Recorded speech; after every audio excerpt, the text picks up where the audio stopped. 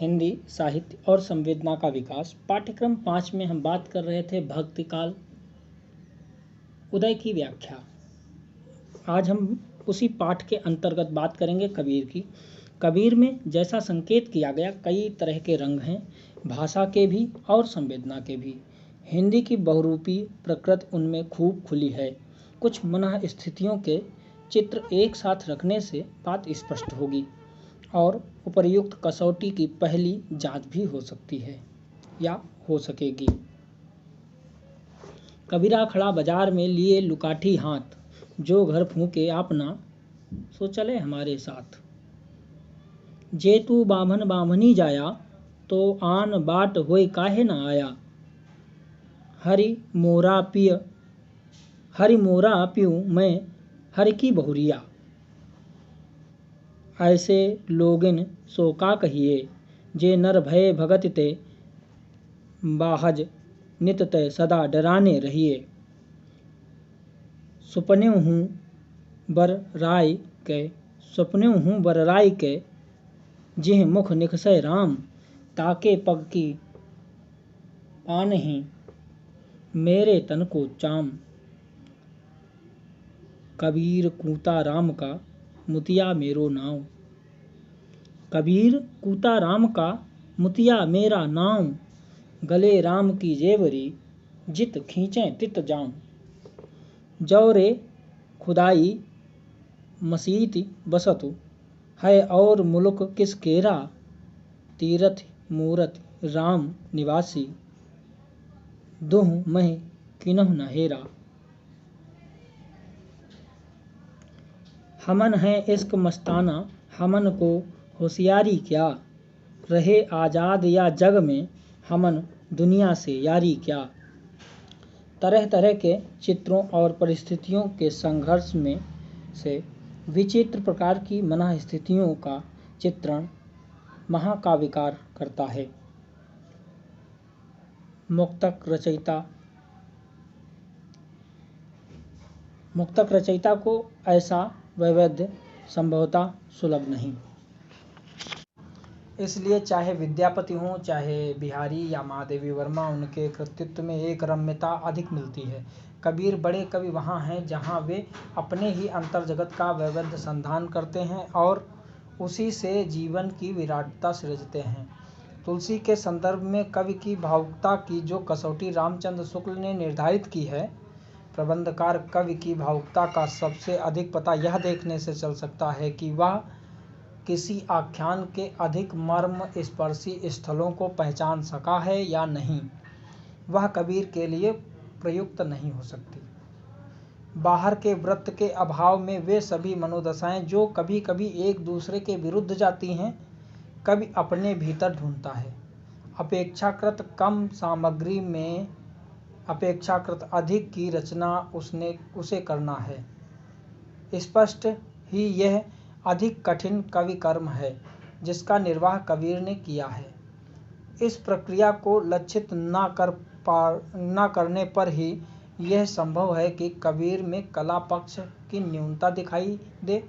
हिंदी आलोचना में कबीर के साथ यह व्यवहार अब तक होता आया है, उनके विरोधियों द्वारा और आश्चर्य है उनके प्रशंसकों तथा पक्षधरों द्वारा भी। यह विलक्षण है कि कबीर में जैसा बोलियों का सम्मिश्रण है वैसा ही मनोदशाओं का भी। यह निश्चय ही उनकी कला क्षमता का प्रमाण है। पूरब में भोजपुरी से लेकर पश्चिम में राजस्थानी तक उनका भाषिक संवेदनात्मक विस्तार है। यूं शब्द के पूरे अर्थ में वे हिंदी कवि हैं। कबीर पढ़े लिखे नहीं थे, उन्हें सुनी सुनाई बातों का ज्ञान था। वे मूलतः समाज सुधारक थे। ऐसी उक्तियां कबीर के विवेचन और मूल्यांकन में अप्रासंगिक बिंदु हैं। अपने जीवन काल में ही हमने देखा है कि आधुनिक कालीन शिक्षण संस्थाओं के ज़माने में निराला प्रायः अनपढ़ थे, पर इस शिक्षा और कवित्व रचना में कोई सीधा संबंध नहीं है। निराला की गहन काव्य साधना और सूक्ष्म दार्शनिक पर्यवेक्षण की प्रशंसा इस तथ्य के उल्लेख की अपेक्षा नहीं रखती कि निराला सिर्फ प्राइमरी स्कूल तक शिक्षित थे। स्वयं कबीर के गुरु रामानंद बड़े पंडित और विद्वान थे तथा निराला के अध्यात्म गुरु विवेकानंद भी वैसे ही थे। इन दोनों ने कविताएं भी लिखी हैं, पर कबीर की तुलना में रामानंद और निराला की तुलना में विवेकानंद का काव्य उल्लेख योग्य नहीं हो पाता। समाज सुधारक और दार्शनिक भी कबीर से कहीं बड़े बड़े हुए हैं। समाज सुधार की भावना या हिंदू मुस्लिम एकता कबीर के लिए एक प्रमुख वस्तु थी, जिसे उन्होंने अपनी काव्य संवेदना में ढाला और काव्य बनकर ही उनके संदर्भ में वह स्मरणीय है। झंडा ऊंचा रहे हमारा में राष्ट्रीयता ही राष्ट्रीयता है, कविता नहीं। यह अलग बात है कि इस गान को गाते गाते न जाने कितने स्वतंत्रता सेनानियों ने अपनी जान की बाजी लगा दी। राष्ट्रीयता जहाँ कविता बनी है वे प्रसाद और निराला के गीत हैं। गलत तर्क के सहारे सही प्रशंसा नहीं हो सकती और कबीर बहुत बार ऐसी ही नासमझी के शिकार हुए हैं। देखने की बात यह है कि कबीर की फक्कड़ वृत्ति और उनकी नाराजगी कविता में कैसे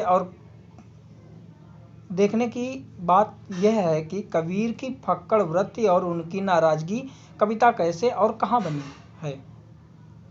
कबीर में कविता के बनने और श्रेष्ठ रूप में निखरने का कारण जैसे दिखाया गया, उनमें तरह तरह की और विरोधी मनोदशाओं तथा उनसे जुड़ी काव्य भाषा के स्तरों की रगड़ है।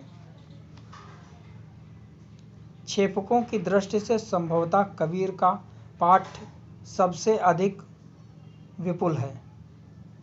कई शोधकर्ताओं ने बड़े परिश्रम से उनकी मूल रचना का अनुसंधान करने का यत्न किया है। क्षेपकों का फैलाव समाज में कवि की व्यापक स्वीकृति का प्रमाण है।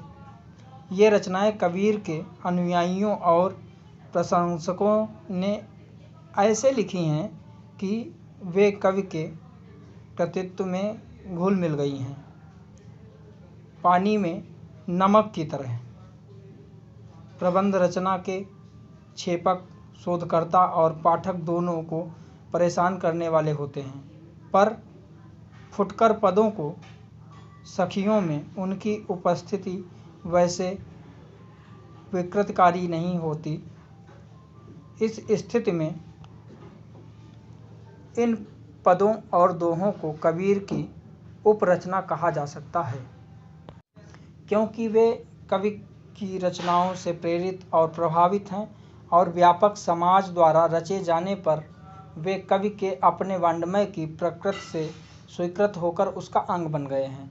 चित्रकला के क्षेत्र में यह समस्या कई बार आती है कि कोई विशिष्ट कलाकृति किसी बड़े उस्ताद की मूल रचना के रूप में वर्षों तक प्रशंसित होती रहती है, और फिर जब सहसा कभी भेद खुलता है कि यह कला कृत्य उस उस्ताद की रचना न होकर महज उसकी अनुकृति या कि किसी शैलीगत नकल है, तो दर्शकों के मन में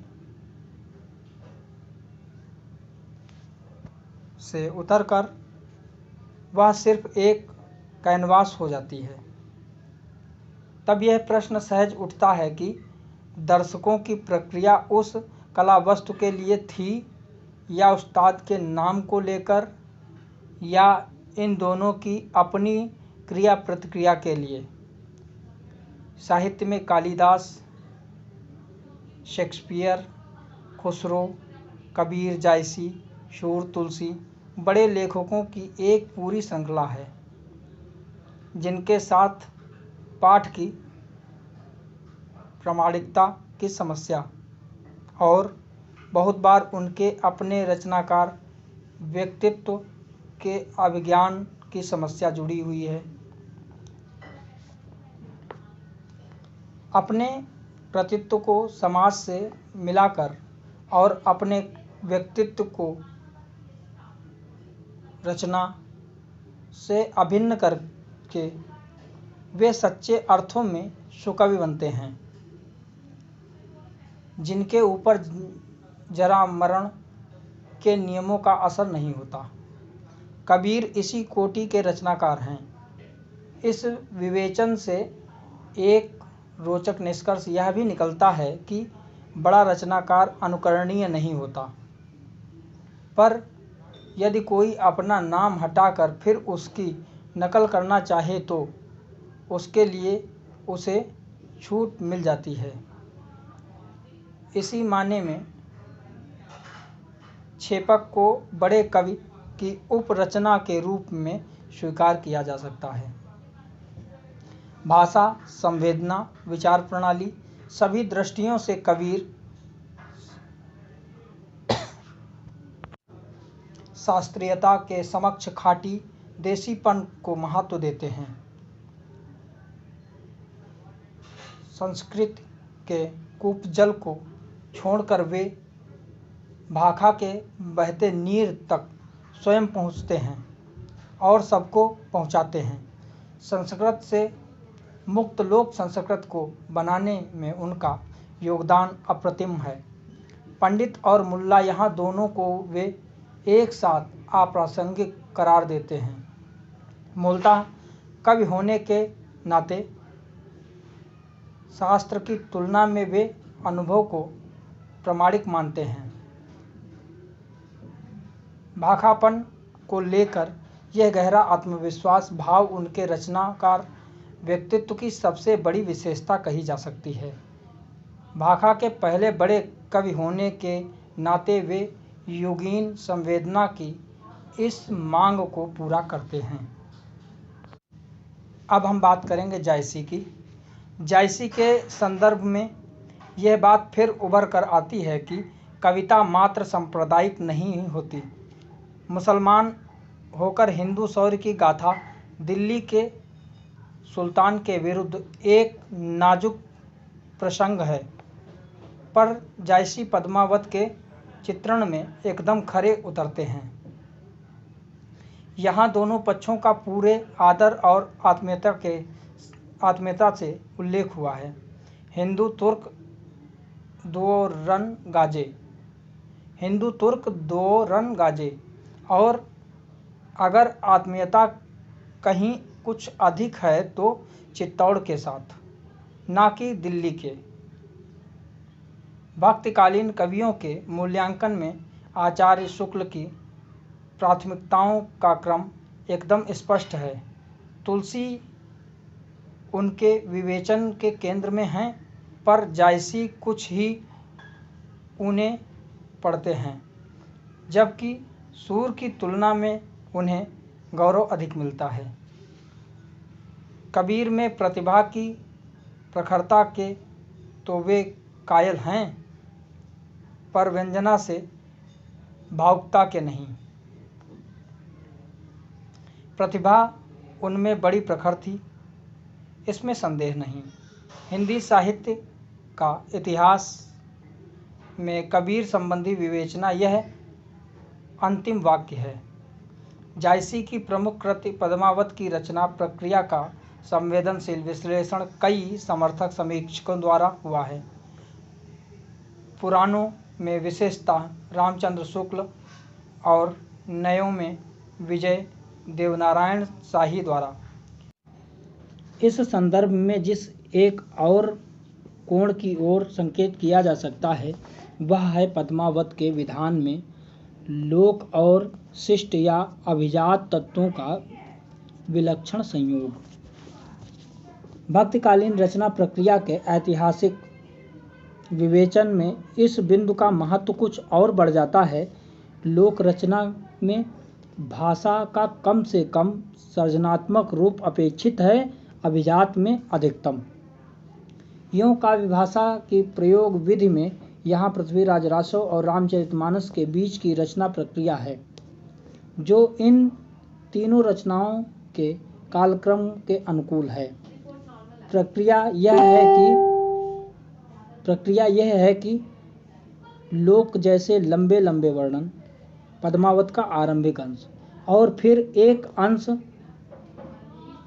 सृजनात्मक काव्य का जो पूरे प्रसंग को रचनात्मक दीप्ति से अवलोकित कर देता है पूर्व प्रभावी ढंग से। उदाहरण के लिए सिंघल द्वीप में अमराई का प्रसंग लिया जा सकता है।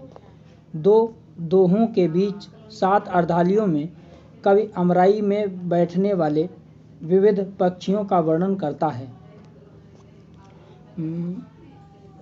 बसहि पंख बोलहि बहु भाखा, करहि हुलास देख कै शाखा। भोर होत बोलै चूहि चूहि, भोर होत बोलै चूहि चूहि, बोलहि पांडुक ये कै तूहि। और इस क्रम को पूरा करने के बाद अंत में कहता है, जावत पाखी जात जगत के, भर बैठे अमराव, आपनी आपनी भाषा ले दे करनाऊ। इस सारे पक्षियों के ध्वनि वैविध्य को कवि एक बिंब में ढालता है कि मानो वे सब अपनी अपनी भाषा में एक ही दैव या परम तत्व का नाम जप कर रहे हैं। इस बिंब में पहुंचकर जैसे पिछले समूचे वर्णन को एक निष्पत्ति मिल जाती है और तब पिछले इतिवृत्त में भी कविता चुपके से परिव्याप्त हो जाती है। आचार्य शुक्ल की सजग दृष्टि कवि के रचना विधान को समझने में यहाँ चूक गई है। जायसी ग्रंथावली की भूमिका में उन्होंने लिखा है, जायसी के कथा प्रवाह में इस प्रकार के अनावश्यक विराम बहुत से हैं। बहुत स्थलों पर तो ऐसी विराम कुछ दिनों से चली हुई उस भद्दी वर्णन परंपरा का अनुकरण है या अनुसरण है, जिसमें वस्तुओं के बहुत से नाम और भेद गिनाए जाते हैं। जैसे सिंघल द्वीप वर्णन खंड में फलों, फूलों और घोड़ों के नाम, रत्नसेन के विवाह और बादशाह की दावत में पकवानों और व्यंजनों की बड़ी लंबी सूची। कुछ स्थलों पर तो केवल विषयों की जानकारी के लिए ही अनावश्यक विवरण जोड़े गए हैं। यदि इस विधान को ध्यान से देखा जाए तो स्पष्ट होगा कि इस प्रकार वर्णनों की योजना वस्तुतः लोक परंपरा के आग्रह से है। गाकर सुनाई जाने वाली लोक गाथाओं में ऐसे वर्णन रखने के 2 प्रयोजन समझ में आते हैं।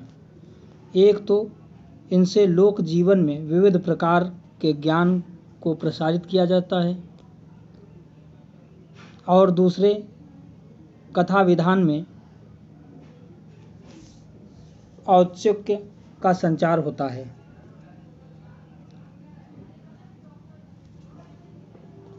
कुछ देर कहानी के प्रवाह को रोककर, पर जैसे पहले दिखाया गया, लोक परंपरा की दृष्टि से ऐसे अनावश्यक विराम नियोजित करके बाद में उसके इतिवृत्त को किसी सृजनात्मक अंश से रचनात्मक रूप में अवलोकित किया जाता है। इस प्रक्रिया में क्रमशः अर्धालयों और दोहों की व्यवस्था बहुत बार इसी रूप में की गई है। रचना में लोक और शिष्ट विधानों के संगमन का यह बड़ा कुशल उदाहरण है। लोक परंपरा से जुड़ने की जायसी में कुछ अन्य वृत्तियां भी मिलती हैं। अवधी बोली के ठेठ रूप का प्रयोग आलोचकों ने इस क्रम में कई बार उल्लेखित किया है। जायसी में तुलसी की तरह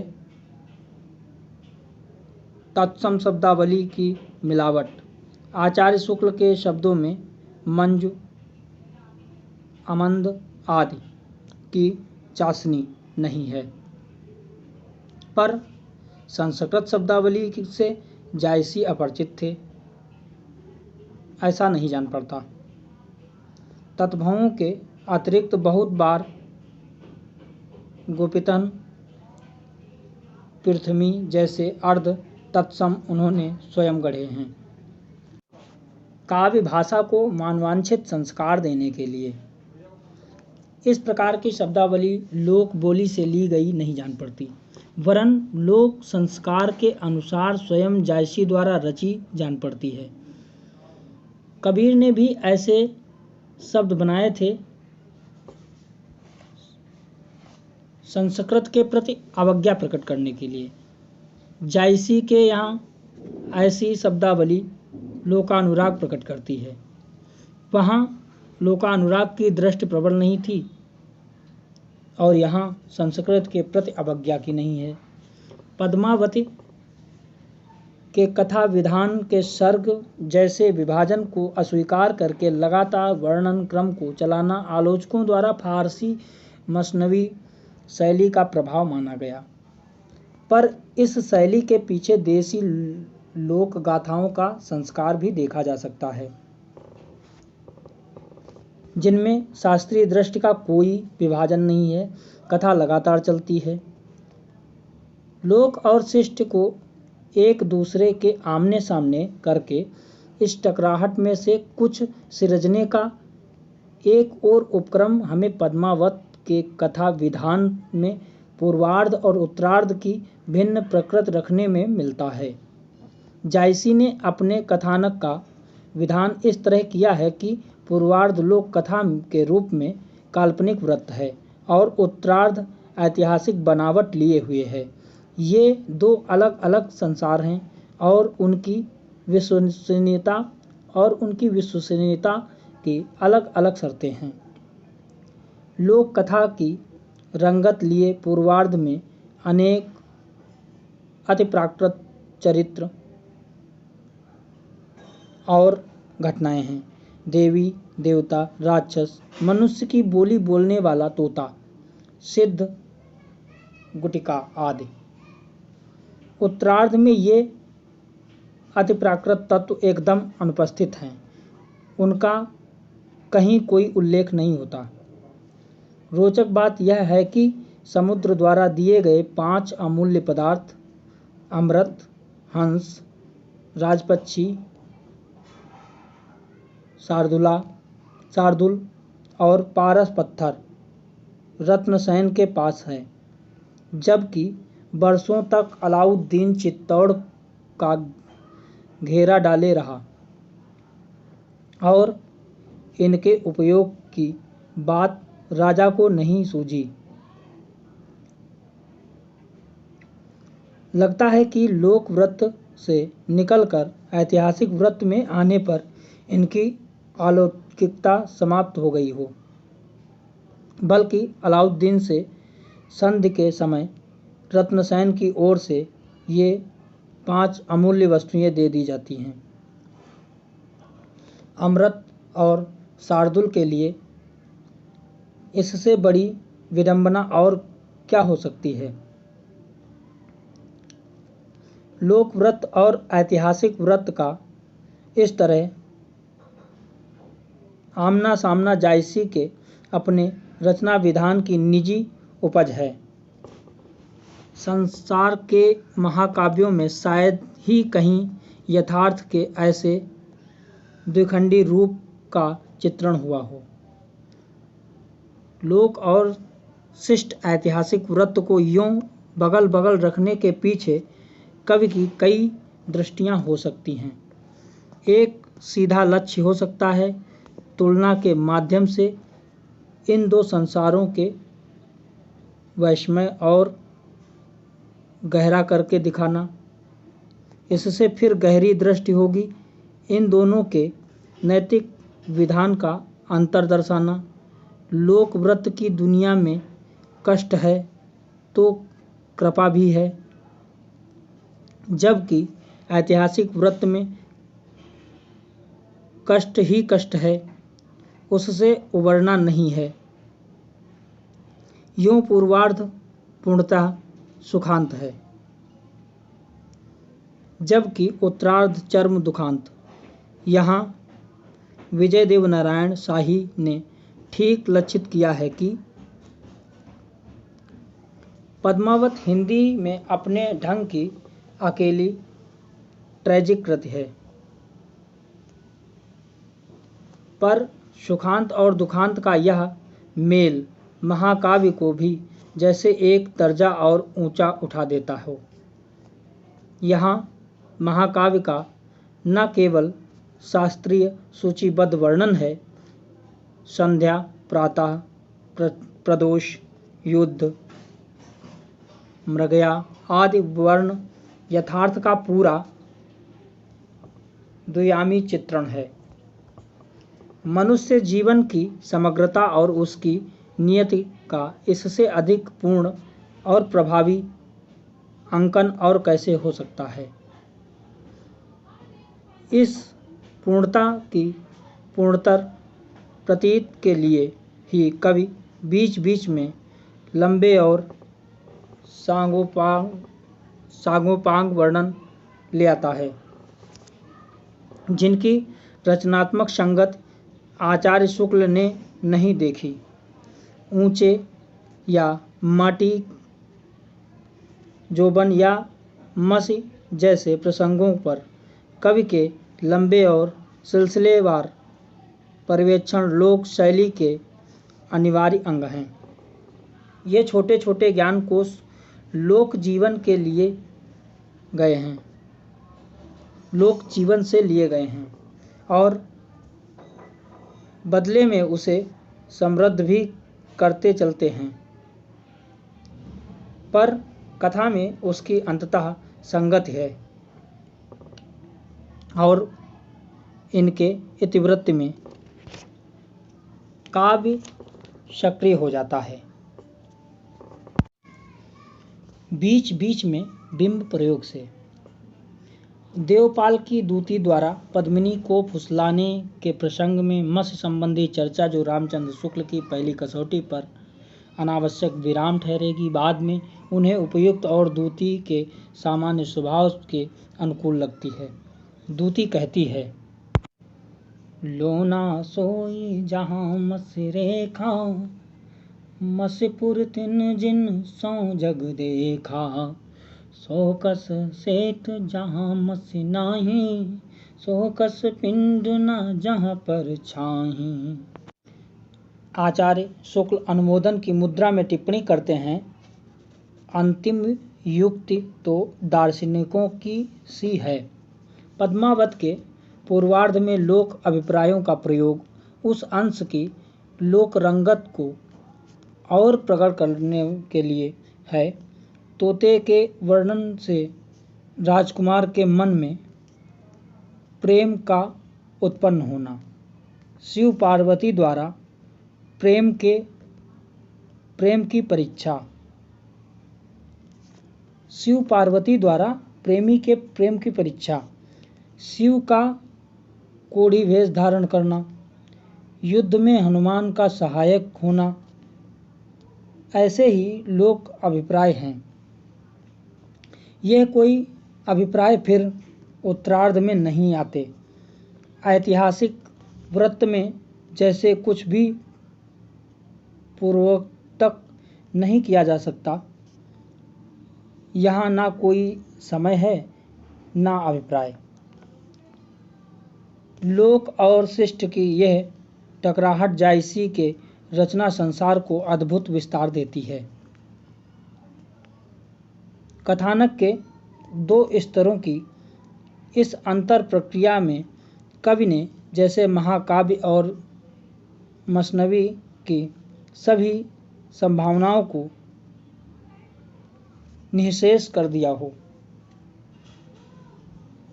लोक और शिष्ट की अंतर प्रक्रिया हिंदी कविता की बनावट के विकास में एक महत्वपूर्ण मंजिल है।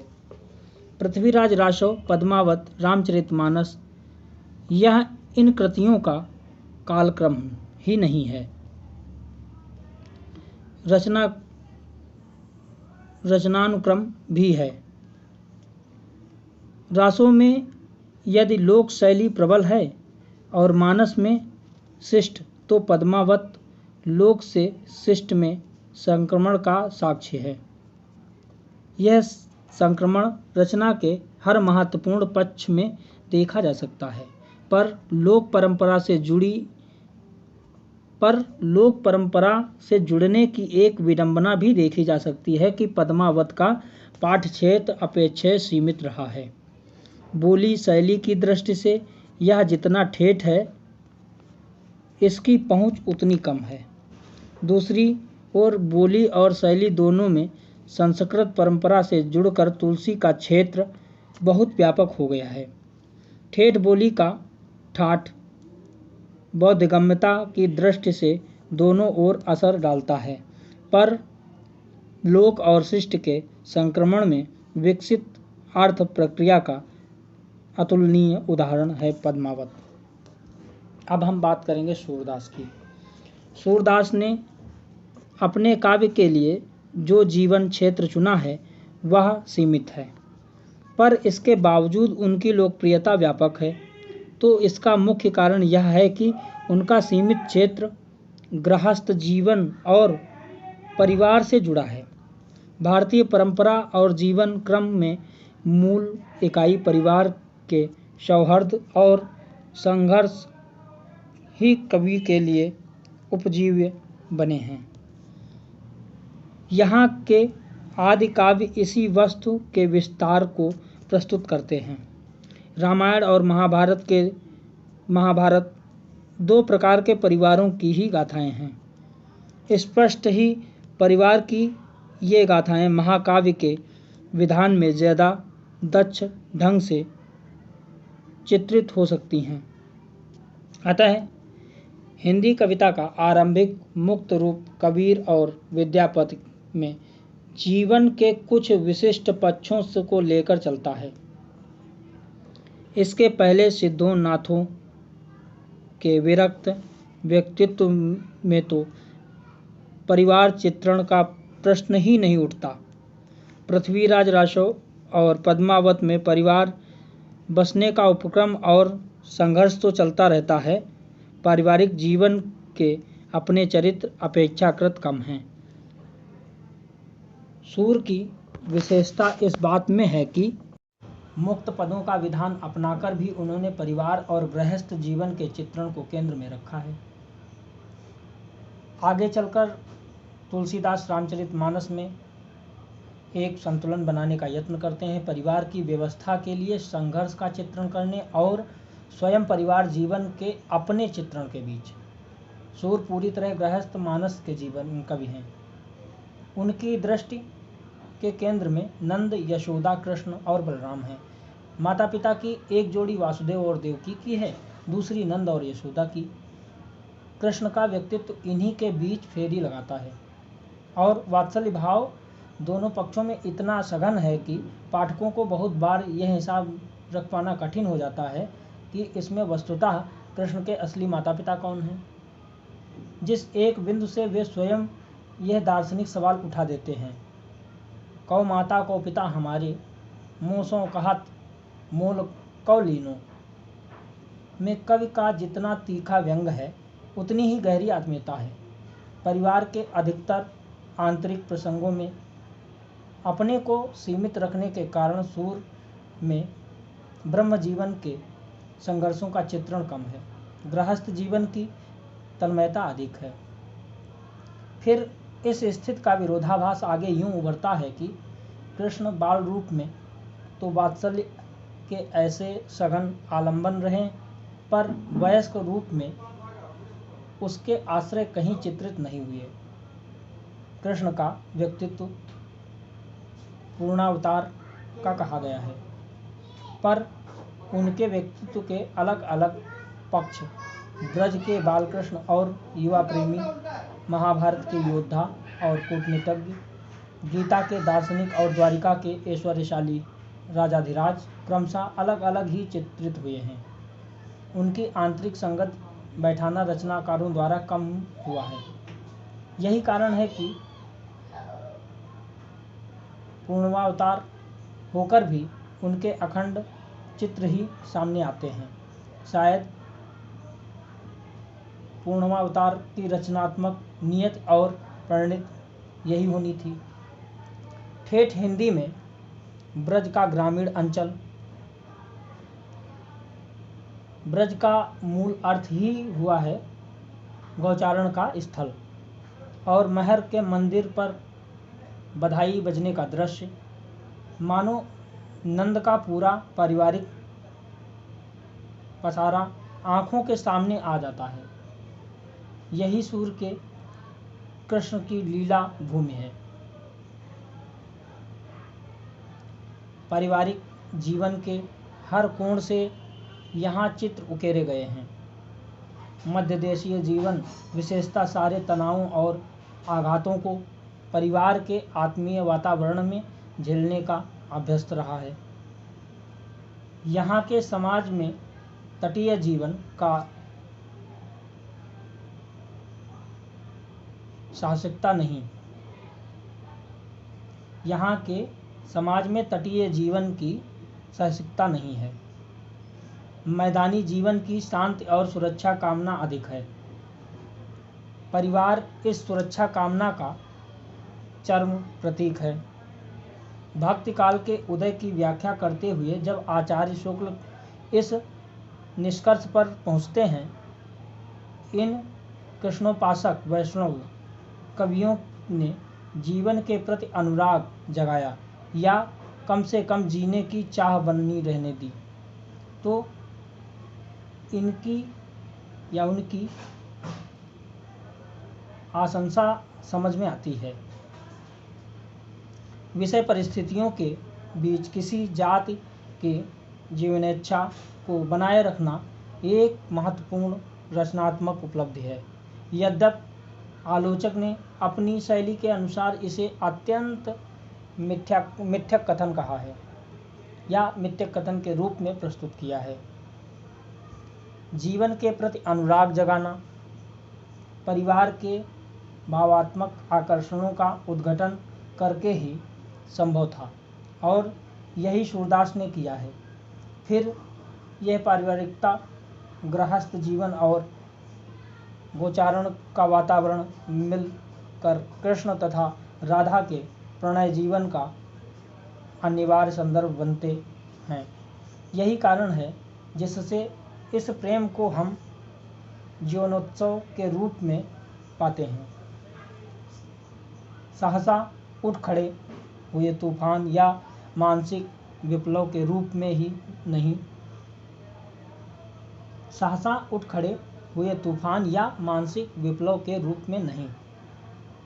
यह प्रेम आगे चलकर एकांकित हो जाता है।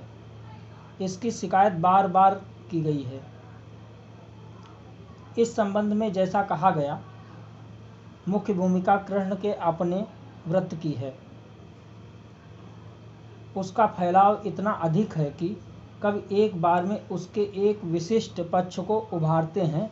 महाभारत उसका एक भाग, गीता और श्रीमद् भागवत में एक ही कृष्ण का चरित्र है। यह बहुत बल देने पर याद आता है, भारतीय पौराणिक माला में विराट रूप अकेले कृष्ण का प्रदर्शित हुआ है।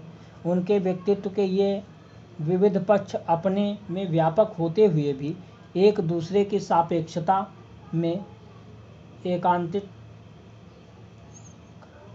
एकांतिक लगने लगें तो यह स्वाभाविक है।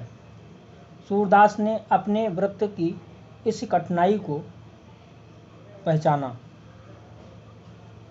और इसीलिए कृष्ण जीवन के आरंभिक 2 चरणों बाल्यावस्था, किशोरावस्था और तरुणाई के संधि स्थलों को चुनकर उनकी आंतरिक संगत बनाने में ही अपने कवि कर्म को सार्थक माना।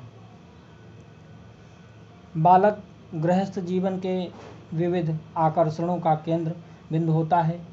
उसकी दृष्टि से परिवार का और परिवार की दृष्टि से उसका सौंदर्य चित्रण सूर्य के लिए अभीष्ट रहा है। गोपियाँ कृष्ण की शिकायत के बहाने उन्हें देखने को आती हैं। अपनों गाँव लेऊ नंदरानी, अपनों गाँव लेऊ नंदरानी, कोई कोई यशोदा की शिकायत भी करती है। महिर ते बड़ी कृपण है माई। इन शिकायतों के रूप में मूलतः ब्रज का गृहस्थ जीवन ही चित्रित हुआ है। यदि ये शिकायतें गोपियों के लिए बहाना है तो और गहरे स्तर पर कवि के लिए भी। यहाँ केवल वात्सल्य का चित्रण नहीं, वरन उसे केंद्र में रखकर समूचा घर परिवार कुटुंब चित्रित होता है। कृष्ण की व्यवहारवार दिनचर्या, संस्कारों और उत्सवों का क्रमिक चित्रण में एक पूरा परिवार और ग्रामीण समाज उभर कर सामने आता है। आगे चलकर युवा कृष्ण का जीवन भी एकदम निरपेक्ष या एकांतिक नहीं है। पूरा गांव किसी न किसी रूप में उसमें भागीदार है।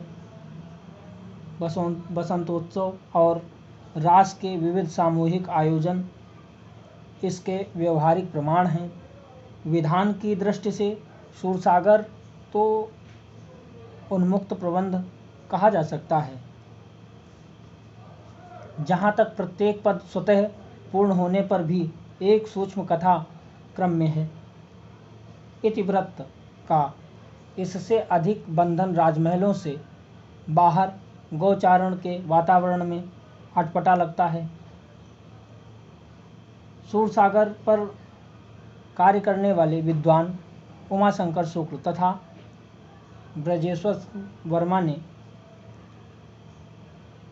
लक्षित किया है कि बाल लीला के पदों में कवि ने कृष्ण की आयु के जो क्रमिक संकेत रखे हैं, एक पाख त्रय मास को मेरो भयो कन्हाई,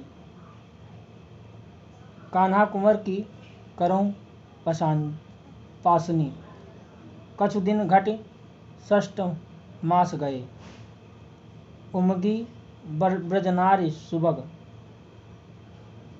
कान्हा बरस गांठ उमग, चाहती बरस बरसिन, 50 बरस को मेरो कन्हैया, अचरज तेरी बात, 5 बरस अरु कछुक दिनन को, कब भयो चोरी जोग, सूर जमुन तट डेरा दीन्हे, 5 बरस के कुंवर कन्हाई। वे पूरी रचना में कथाक्रम की स्थिति के महत्वपूर्ण साक्ष्य हैं। सूरसागर का अंत रुक्मणी की उत्सुक सहमति के साथ राधा कृष्ण की संक्षिप्त भेंट में एक अजब ट्रेजिक वातावरण की सृष्टि करता है। इतनी गाहमागाहमी के बाद ऐसा प्रस्मित वातावरण, पद्मावत तो पूरी तरह ट्रेजेडी है। पद्मिनी के जौहर स्थल पर पहुंचकर अलाउद्दीन सुल्तान अलाउद्दीन एक मुट्ठी मिट्टी हाथ में लेकर उड़ा देता है। छार उठाए लीन एक मुट्ठी दीन उड़ाए।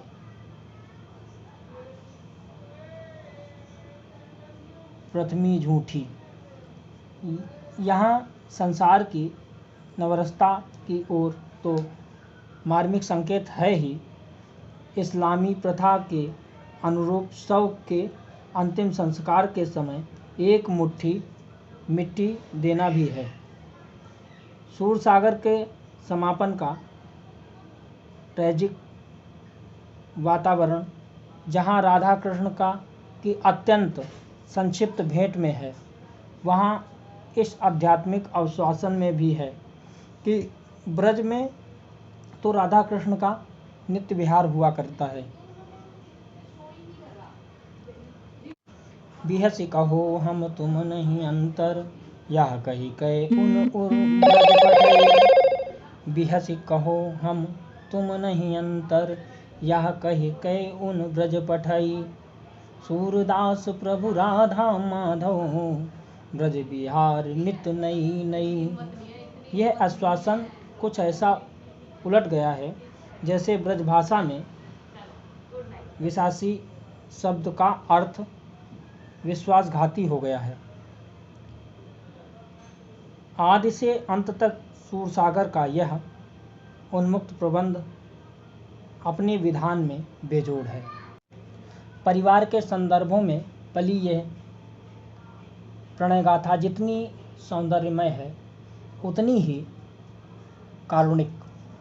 सूर में पारिवारिक जीवन की प्रामाणिकता और रसमयता बढ़ाने वाला एक तत्व और भी है, गोपालन, जिससे कृष्ण होते हैं गोपाल। आगे चलकर दोहरे अर्थ में बालक और गाय गृहस्थ जीवन के दो अनिवार्य अंग हैं, भावात्मक और व्यवहारिक दोनों स्तरों पर। इन दोनों के सूरसागर में कितने ही प्रस्तुत और अप्रस्तुत रूप हैं जिनकी गिनती कठिन है। माधवजू यह मेरी गाय, अब आज ते आप गाय दई, लई आइए चराए। मन का हरहा गाय के रूप में चित्रण जितना सटीक है उतना ही संदर्भ और परिवेश से जुड़ा हुआ है। पारंपरिक अलंकार विधान में प्रस्तुत अप्रस्तुत एक दूसरे के इतने निकट कम आते हैं। अब हम बात करेंगे तुलसीदास की।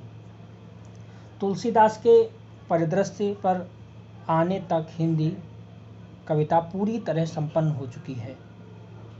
विधान और शैली, काव्य भाषा तथा संवेदना सभी दृष्टियों से इसे फिर आगे विकसित करने के लिए एक और संपन्नतर रचनाकार व्यक्तित्व की अपेक्षा थी। तुलसी सभी स्तरों पर इस आवश्यकता की पूर्ति करते हैं। भक्ति से कविता बनाने की जो प्रक्रिया कबीर से आरंभ हुई उसकी एक सहज निष्पत्ति तुलसी में मिलती है। कबीर ऊपर से अक्खड़ पर अंदर से भोले और सरल हैं। तुलसी ऊपर से विनयी पर अंदर से जटिल और व्यवहार कुशल हैं।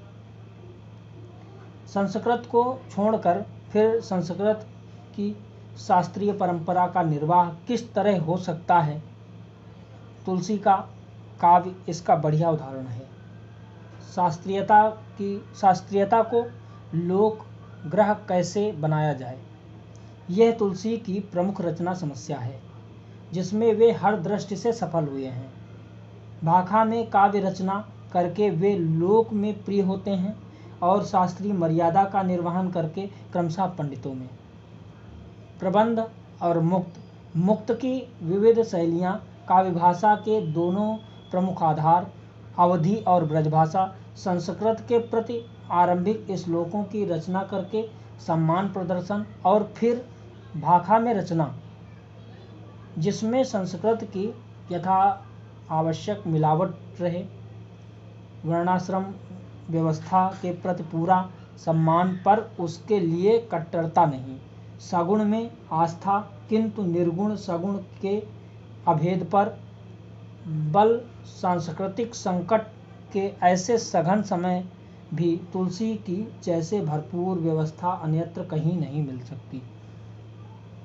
पूरी रचना में कहीं कोई स्खलन नहीं है,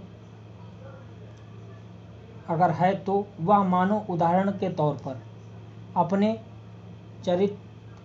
नायक के चरित्र की ही तरह, जिसके संबंध में चरित नायक और चरित्रकार के शीर्ष समीक्षक आचार्य शुक्ल ने लिखा है।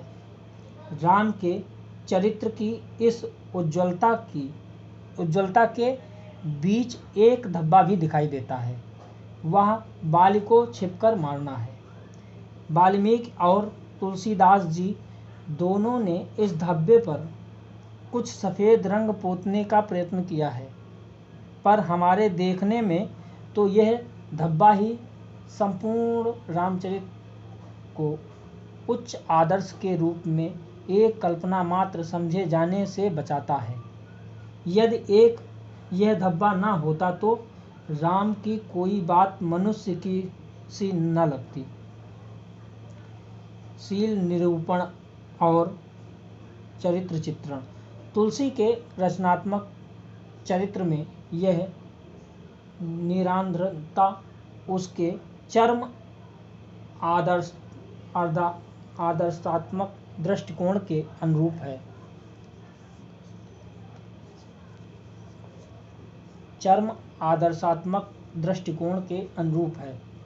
और ऊपर से कहना यह कि कविता विवेक एक नहीं मोरे। अब यह या तो प्रसन्न अहंकार है या फिर भक्ति के सघनतम रूप में विलीन अहम भाव।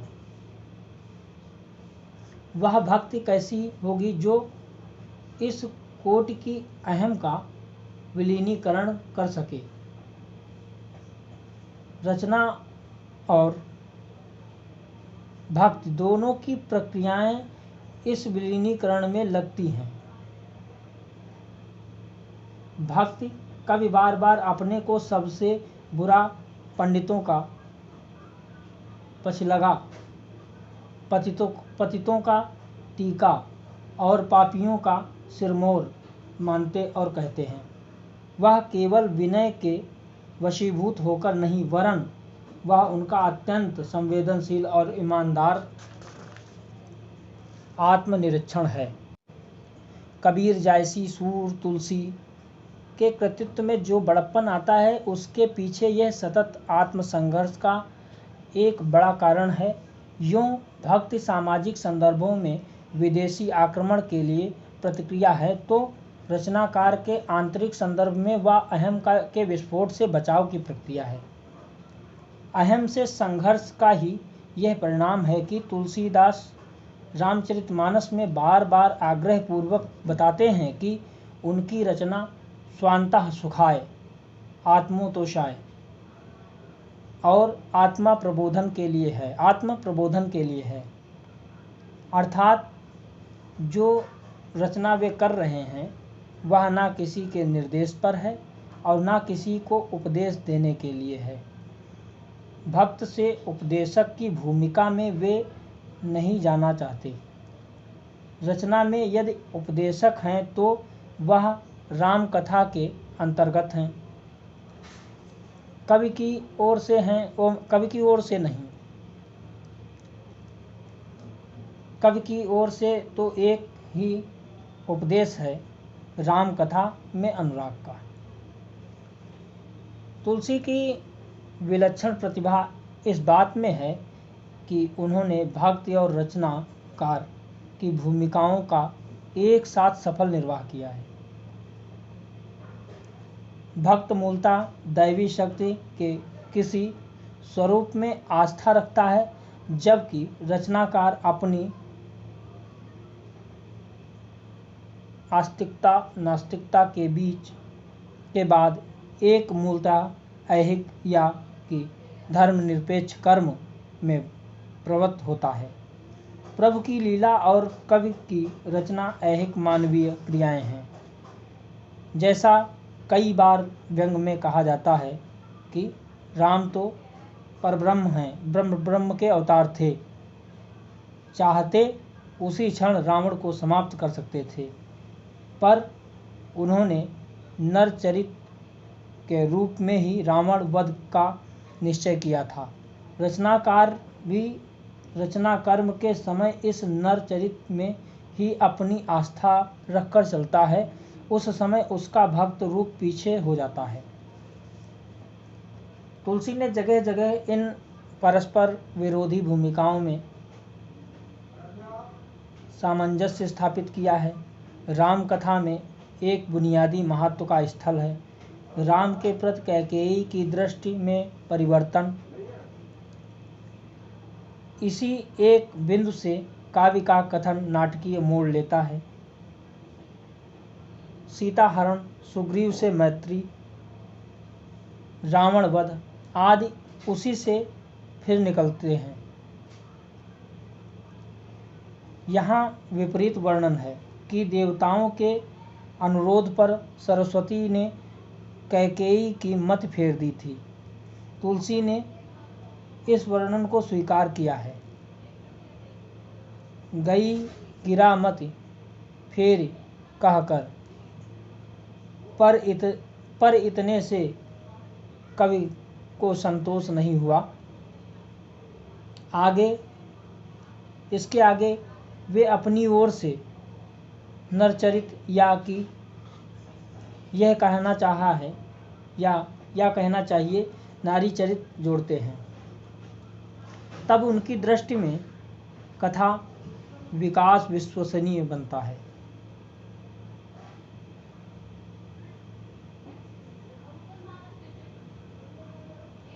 कैकेयी मंथरा संवाद, जिसकी बड़ी मार्मिक और काव्यशास्त्रीय व्याख्या आचार्य शुक्ल जी ने की है, अपने आप में तो एकदम सटीक और मनोवैज्ञानिक है ही।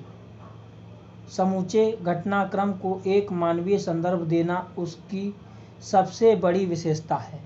यह तुलसी का बेजोड़ स्वभाव चित्रण है, जिससे गई गिरा मत फेर का देवी हस्तक्षेप अनावश्यक सिद्ध हो जाता है। मंथरा अपने जिस सहज कौशल से कैकेयी का राम के प्रति गहरा अनुराग वैसे ही तीखे द्वेष में बदल देती है, वह 100% मानवीय और ऐहिक है। यह तुलसी के मानव मनोविज्ञान की परख घटनाक्रम को अप्रत्याशित मोड़ देती है। उनका भक्त रूप नहीं रचनाकार रूप उभर कर आता है। एक तुलना से बात और स्पष्ट हो सकेगी। कालिदास के अभिज्ञान शाकुंतलम का पूरा कथानक दुर्वासा के साप एक पूरी तरह अतिप्राकृत तत्व पर टिका है। यदि यह साप ना होता तो नाटक का कथानक यूं आगे न बढ़ता। यह ठीक है कि जिस संसार में यह नाटक घटित हो रहा है उसमें देवी देवता और ऋषि मुनि हैं, जिनमें वरदान और अभिशाप की शक्तियां निहित हैं। उस संदर्भ में साप का यूं दिया जाना अटपटा नहीं लगता, पर प्रणय व्यापार जैसे मानवीय क्रियाकलाप में इस साप का प्रवेश नाटककार की क्षमता में कुछ जोड़ता नहीं। यहाँ तुलसी का रचनात्मक पौरुष अधिक स्पर्शनीय दिखता है कि परंपरा से सुलभ कथानक के एक अतिप्राकृत तत्व को सामान्य रूप में स्वीकार करके भी वे उसे परे रख देते हैं और कथानक के विकास के लिए एक शुद्ध मानवीय प्रसंग का आयोजन करके उसी को कथा का आवश्यक संदर्भ मानते हैं। अपने द्वारा निक्षिप्त अतिप्राकृत तत्व का भी अतिक्रमण कवि स्वयं जगह जगह करता है। आर्यकांड में सीता हरण प्रसंग के पूर्व कवि ने दिखाया कि राम के अनुरोध पर सीता आग में छिप जाती है। प्रभुपद वार्य ही अनल समानी। और रावण वस्तुतः जिन सीता को हर ले जाता है वे नकली हैं, माया की सीता है। तब सामान्यतः सीता हरण के अवसर पर पाठक की प्रतिक्रिया कौतूहल की होनी चाहिए। ईश्वर में पूरी आस्था और मनुष्य का पूरा सम्मान, ये दोनों दृष्टियां तुलसी में एक दूसरे से जुड़ी हुई हैं। सिया राम मैं सब जग जानी, करहूँ प्राण जोर जुग पानी जैसी पंक्तियां इस गहरे आत्मविश्वास पर ही लिखी जा सकती हैं जहाँ ईश्वर और मनुष्य दोनों की एक साथ प्रतिष्ठा हो। सिया राम यदि उनकी भक्ति के लिए आश्रय स्थल हैं तो सब जग उनके रचना कर्म के लिए। आलोचक को भी कभी कभी अटपटा लग सकता है कि बाबा कहे जाने वाले तुलसीदास मानव मन और रचना कर्म की इतनी सूक्ष्म गहराइयों तक पैठ कैसे और क्यों कर रखते हैं। अनुभूति और अभिव्यक्ति का जैसे संश्लिष्ट रूप रचना में वस्तुतः प्रत्याशित है, वह ईश्वर और मनुष्य की इस एक रूपता में से निकलता है। कला के आराध्य और संरक्षक भवानी शंकर जैसे संप्रक्त और जल तथा विच की तरह अभिन्न शब्द अर्थ की प्रकृति के मर्मज्ञ तुलसीदास रचना प्रक्रिया को एक वस्तु के रूप में स्वीकार करने वाले हिंदी कवियों में अग्रणी हैं। अभिव्यक्ति और काव्य भाषा के संकट की जैसी मार्मिक अनुभूति उनमें है, वैसी अन्यत्र कठिनाई से मिलेगी। विनय पत्रिका के एक पद में उनका निवेदन है, कहे बिन रहो न परत, कहे राम रस न रहत। कहने और न कहने के बीच की यह दुविधा रचना के उच्चतम स्तरों का साक्षी है। भक्त के आत्मनिवेदन और रचनाकार के संप्रेक्षण का दोहरा द्वंद्व कथन, अभिव्यंजन, मित कथन और मौन काव्य भाषा के सभी स्तरों को एक साथ खोलता है। ऐसे में भाषिक तनाव स्वभावतः अपने चरम पर पहुंच जाता है, जिससे साधना किसी भी बड़े कवि के लिए स्पर्शनीय है। तन्मयता और वैदग्ध्य का यह विलक्षण योग है। तुलसी की पहुंच घर घर में है या वे व्यापक समाज में सर्वाधिक लोकप्रिय हैं, तो इसका मुख्य कारण यह है कि गृहस्थ जीवन और आत्मनिवेदन इन दोनों अनुभव क्षेत्रों के वे बड़े कवि हैं। रामचरितमानस और विनय पत्रिका के युग्म में जैसे सब कुछ मिटाया हो या सिमट आया हो। रामचरितमानस और विनय पत्रिका के युग्म में जैसे सब कुछ सिमट आया हो। गृहस्थ जीवन यूं तो वर्णात्मक काव्य मात्र में होगा, पर यह चित्रण संदर्भ परिवेश के रूप में भी हो सकता है और स्वयं रचना के केंद्र में भी हो सकता है। हिंदी का कवि प्रायः दूसरे रूप को चुनता है। तुलसी इस बिरादरी के मुखिया हैं। प्रस्तुत अध्ययन के आरंभिक अंश में भारतीय मानस के द्विपक्षीय चरित्र की बात कही गई थी। प्रस्तुत अध्ययन के आरंभिक अंश में भारतीय मानस के द्विपक्षीय चरित्र की बात कही गई थी। तुलसी और सूर के रूप में वह स्थित मध्यकालीन हिंदी काव्य में देखी जा सकती है। तुलसी राम का चरित्र चुनते हैं अपने लिए जो मर्यादा पुरुषोत्तम हैं और हर तरह से आदर्श के प्रतिरूप हैं। आदर्श पुत्र, आदर्श शिष्य, आदर्श मित्र, आदर्श भ्राता, सबसे अधिक आदर्श पति और फिर आदर्श शासक। सूर का पक्ष कृष्ण का है, जिन्हें लीला पुरुषोत्तम कहा गया है, जो यथार्थ के हर पक्ष से निपटने को तैयार हैं, पूतना से लेकर दुर्योधन तक। और जिनका पति की अपेक्षा प्रेमी रूप अधिक चर्चित है। नंद यशोदा परिवार के वे केंद्र बिंदु हैं, पर अपनी गृहस्थी बसाते नहीं दिखाए गए। यहाँ स्मरणीय है कि तुलसी द्वारा चरित्र गृहस्थ जीवन रक्त संबंध पर आधारित है, जबकि सूर द्वारा अंकित गृहस्थ जीवन प्रेम संबंधों पर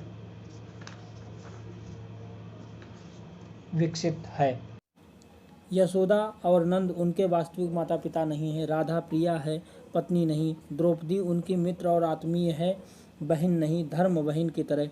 इस कवि युग्म के संबंध में एक रोचक बात यह भी है कि शिष्टाचार के नाते संक्षेप में ही सही अपने विशाल सूरसागर में सूर ने कुछ पद रामलीला के गाए हैं, और जैसे उसके उत्तर में उसी तरह कृष्ण लीला का कुछ गायन तुलसीदास ने किया है। पर क्योंकि तुलसी ने गृहस्थ जीवन के चित्रण का आदर्श रखा है, तो कबहू कहों यही रहन रहोंगो कि भावना से सतत आकुल समाज में लोकप्रियता का प्रतिमान उन्हें माना गया। गृहस्थ जीवन के ऐसे ही चितेरे मैथिली शरण गुप्त काव्य के क्षेत्र में और प्रेमचंद्र कथा के क्षेत्र में आधुनिक काल में लोकप्रिय हुए हैं। अब हम अगले में बात करेंगे मीराबाई की।